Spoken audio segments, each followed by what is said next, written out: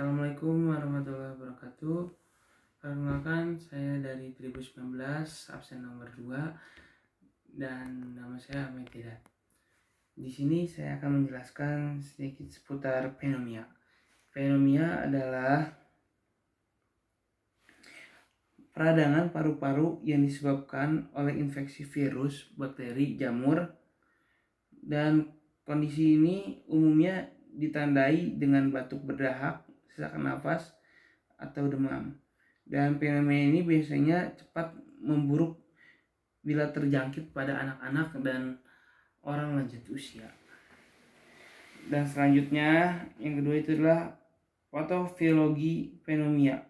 Patofisiologi pneumonia adalah proses terjadinya gangguan fungsi paru-paru akibat infeksi dari bakteri, virus, jamur, sekalipun dari benda asing ya guys. Aspirasi benda asing, yang dimana hal ini dapat menyebabkan peradangan pada parenkim paru, khususnya alveoli dari jaringan interstisial.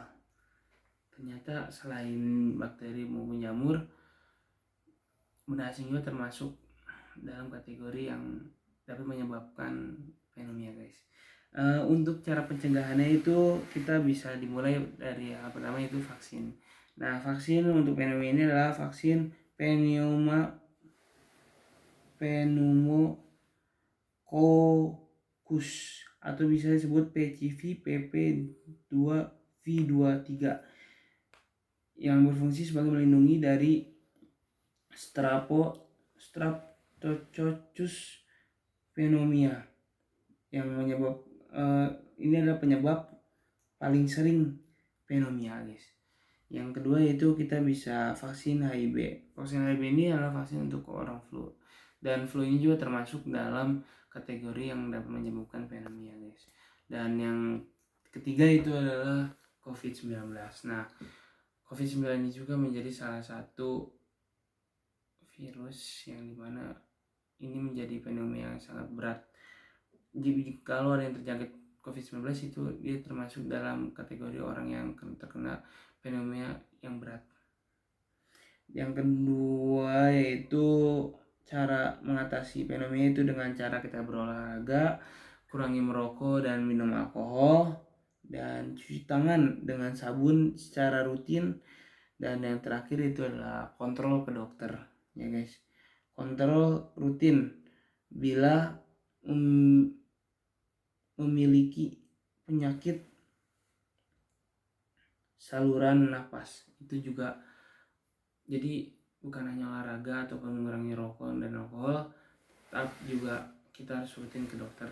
Dan yang terakhir itu data pneumonia di tahun 2020-2024 yang dikutip dari Liputan dan Jatim Network.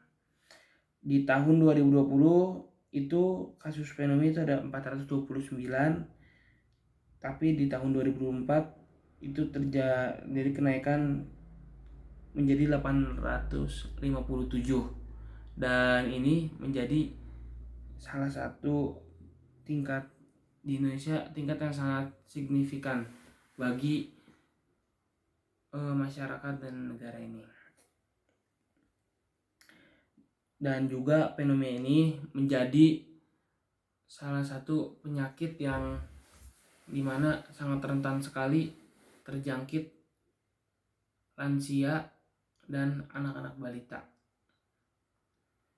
Mungkin dari saya kurang lebihnya mohon maaf. Wabillahi taufiq hidayah. Wassalamualaikum warahmatullahi wabarakatuh.